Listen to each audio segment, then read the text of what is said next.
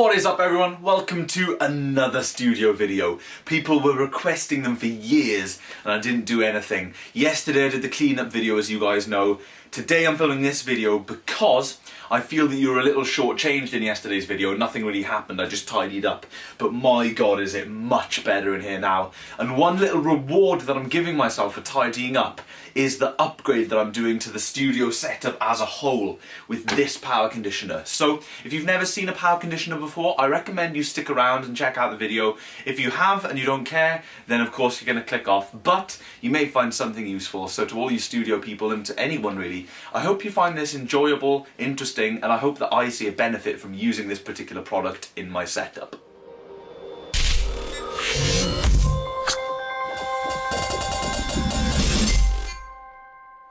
So as you can probably tell, I've already opened the box and I've already actually got it out. There are a couple of reasons for this. Firstly, I got such a good deal on eBay, I didn't believe that I had this for the price that I did. A decent power conditioner is normally around £100, but if you want one of the legendary Furman ones, it's going to cost you much more than that. So you get various companies making cheapo alternatives.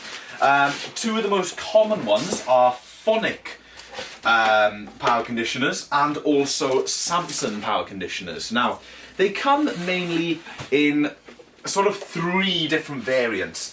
This is what I would like to call the full shebang in terms of power conditioners. It has not only the power conditioner, it has a voltage meter to tell you how much juice is coming out of the wall in terms of voltage, which can be handy, and I'll explain why in a bit. And also it comes with these light modules that light up the rack. Now I'll show you the power conditioner in much more detail in a second after I change the angle, and we're going to install it in this video and find out if it's helped me at all. But firstly, what is a power conditioner? It's basically a glorified plug board or extension lead or power distribution unit. Instead of just distributing power, it's actually meant to condition it. It's meant to get rid of all the spikes and it's meant to level everything out, thus resulting in potentially better audio quality and also safer operation for all of your electronics. It's meant to produce less noise, blah blah blah. Now, they are not magic boxes. I've seen setups with power conditioners that still make hell of a racket and still have problems. They don't solve all your problems, but if you do have power issues in a particular venue or whatever and you've got no other option, they can be handy. Now, these aren't really for amp racks or that kind of thing. That's a common misconception. These are for fairly low powered devices, so normally things like effects racks or front of house racks where you've got things like compressors, EQs, that kind of thing, effects units all in a rack, maybe an audio interface for recording, a CD player, something like that,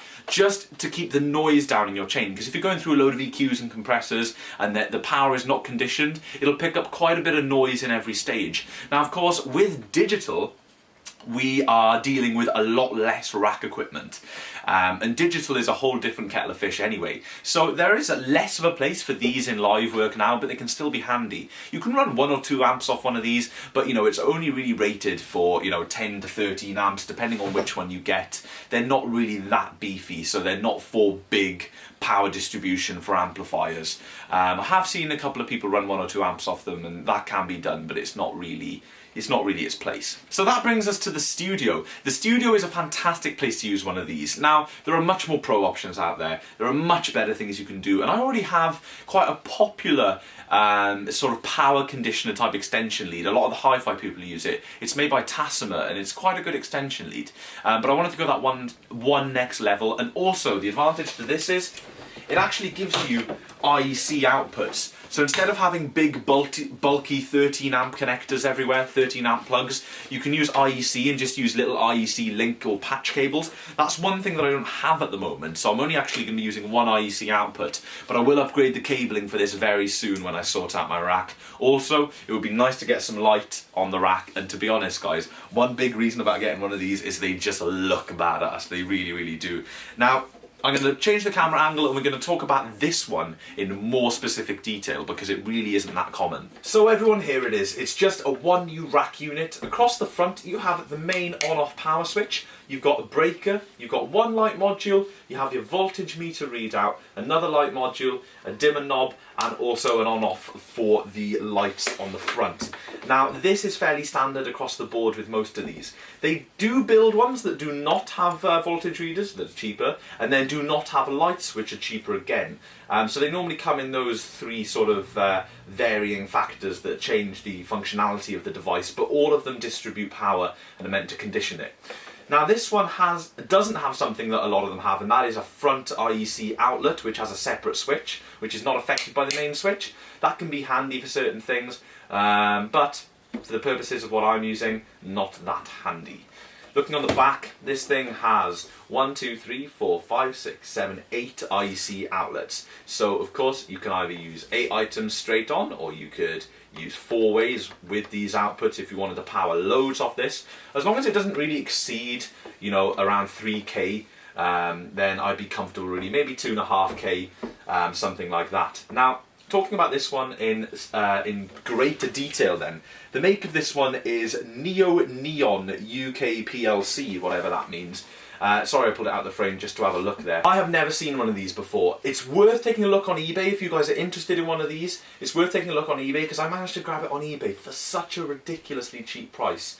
One of these would normally be about £100 and then you can get it cheaper second hand. You can get them a lot cheaper if they're untested.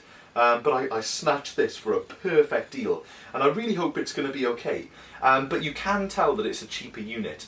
I do use a Phonic one of these quite often, which is the full shebang with the lights and the voltage reader and everything. There are some differences, like the light modules for instance. If you pull these out and then push them back in, they don't automatically switch off. Now these little lamps in here, they get very, very hot. So if you close that up, it could heat up inside the casing, and that could possibly have some nasty consequences, I guess. Whereas the Phonic that I've used has little switches, so when you push the lights back in, they switch off, which is a nice touch to have. Other than that, and the front IEC outlet that I mentioned, this is built very well, and it actually has a very thick gauge cable compared to the Phonic one. Of course, this is a hardwired device. It makes life a lot easier in terms of IEC input and output. And of course, it would be cool if they made these with 16 amp tails on them, but I think most of them, if not all of this kind of product, have 13 amp tails. So a 16 amp one of these with a 16 amp fuse would be awesome, but I don't think the wiring inside can take it. I have opened up a Phonic in the past to take a look, haven't opened up this one. I would like to take a look, but I'm going to risk it and put it in the rack straight away because we're short on time. So this is going to go in the top of my rack and power everything.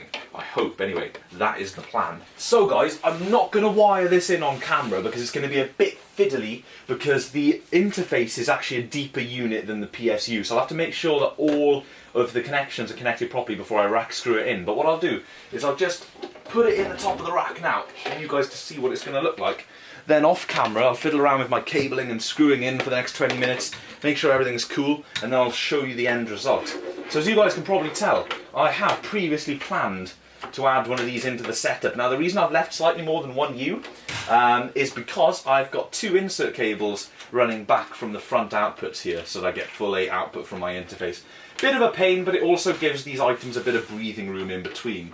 So just feeding this cable back, slotting that in.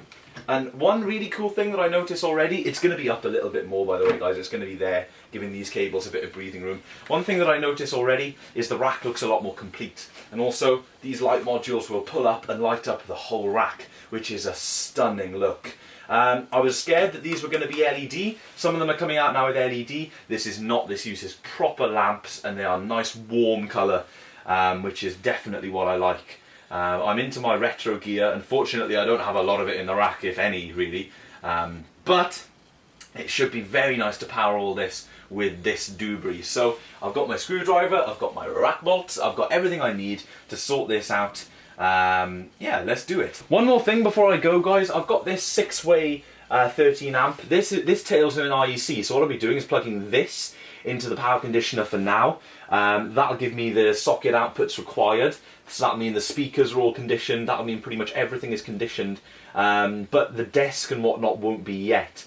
I'm going to need to get a couple of IEC to 13 amps or a couple of IEC jumpers, which is, I think, what I'll get, like a couple of 0.5 meter and a couple of 1 meter IEC to IEC cables, as well as a couple of IEC to 13 amp female jumpers, so that I can use transformers with it.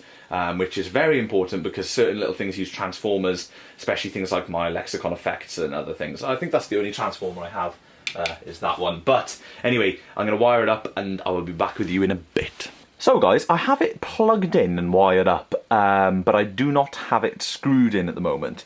Now, basically, let me explain a little bit of the wiring here.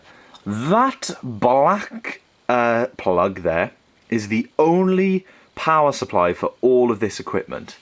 It's fine, it doesn't exceed the 13 amp rating. I noticed this is a 10 amp breaker as well, guys, so a little bit less load than I thought, but anyway, whatever. Basically, the way it's running at the moment is the computer is totally independent. The computer and monitors are totally independent on their own switches, so I can use the computer regardless of whether this equipment is powered up or not, which is exactly the way I want it. Plus, it's good to keep the computer on a separate circuit anyway. So that's what I've done. Basically, this at the moment is plugged into a Tassima extension lead. Now, what I will probably do is switch to having this to be the first device, plug the Tassima into that, but I don't think I'll need the Tassima because my plan is, because I need the speakers to be switched independently from the desk. The speakers will still be attached to this so I can switch them on and off. That's to avoid popping and stuff when I'm changing my order of turning things on and off. The desk at the moment is connected straight to the Tassima. I want the desk connected to the to this PSU. So as you can see, the desk power's on. There we go, the desk is powered on, and also the interface is powered on, as you can see there, regardless of what this is doing. So this, at the moment, is powering on the rack and the speakers. So that's the only way I can actually wire it at the moment, which is a bit backwards, but I need a couple more cables and whatnot before I can wire it effectively and properly. Of course, the rack lights just pull out, and you switch them on, and there they are. They look great. There's a bit too much light in here at the moment, but I'll show you later. What I'm going to do is screw it all in and show you properly in a second, guys. And as you can see, it's giving us our voltage readout, and the voltage is fine, of course. That's only really a handy feature. It's not really needed for studio stuff. It's only a handy feature really if you're going to new venues and you don't know the power very well, or it can be handy if there are unexpected changes in something to do with your electrical system when you're in a fixed place. But I mean, in your house, nothing's really gonna alter the voltage. Nothing potentially that you as a random random guy could do anyway. So that's just there, and it's not really required, but it looks cool. So yeah, anything's a plus. Yeah, so I'm going to screw this in and we'll take a look. So guys, here we are, all screwed in, wired up, and I have done a little listen test. Now, unfortunately, well, I don't really know what I was expecting, to be honest. Unfortunately, I can't hear a difference, but I believe my desk is generating the majority of my noise, and the desk is not running through the PSU yet, so as soon as I get everything running through there, I can't wait to see if it makes a difference. Now, I opened one of these up, like I mentioned. I opened up a phonic unit, which is a higher quality unit than this. And to be perfectly honest, there's not a lot in there. It's not rocket science, it's not magic, and I really don't know how much they help. But we will soon see, and that may not even be the cause of my noise. Now, everything in the rig is balanced, so there should be no noise from there, but there is still noticeable hum. So at least the speakers are now conditioned. I just can't wait to get the desk up and running with the conditioning and whatnot. So that's what it looks like, guys. It looks ace in the dark. If I just step over here, and it's not completely dark. If I do that, this camera lets as much light in as possible, but you can somehow get an idea, there we go, of how the rack looks glowing there. It looks so great, and it's even a little too bright. That I'd probably have it on the lowest brightness possibility. These lights are so damn bright, as you can see, but lowest brightness for the most part, unless I'm actually adjusting compressor settings or whatever, and pretty much pulled out all the way to shine down the rack. Looks absolutely stunning, guys. If I turn the lights off, you better see the difference straight away. Okay, so off, and then if I can find the on switch, on, there we go, off, on, just a nice little glow. So I'm very, very pleased with that, guys. And of course, I will give you an update on when I get the adapters to get all the power sorted. I won't actually make an entire dedicated video about it, I'm afraid. So if I do anything again, upgrade-wise in the studio, then I will mention it then. But until then, guys, that is pretty much it for this little upgrade. Unfortunately, I don't think they're selling them on eBay anymore, and they may never ever pop up ever again. Also, it may be a cheapo Chinese unit that may explode while I'm sitting next to it, and you may see me no more. But I've got a little bit of a good feeling, and it's got the word UK written on it, and these feel nice and soft. So that's good enough for me. So before this gets any more weird, guys, I think I'm going to call it a wrap for this video. I've really enjoyed doing this, and probably the last little home studio update for a while. This was what I was hinting to in my speaker upgrade, by the way. So, well, upgrade, downgrade, addition, whatever. Yeah, I can't really justify spending any more money up here at the moment, and the setup is already killer enough for me. So, I hope you've all enjoyed, and until next time, hope you guys are alright. I need to actually give you guys a general update really soon. I need to make sure I do that, note to self. Anyway, thank you very much for watching, everyone, and I will see you in the next video.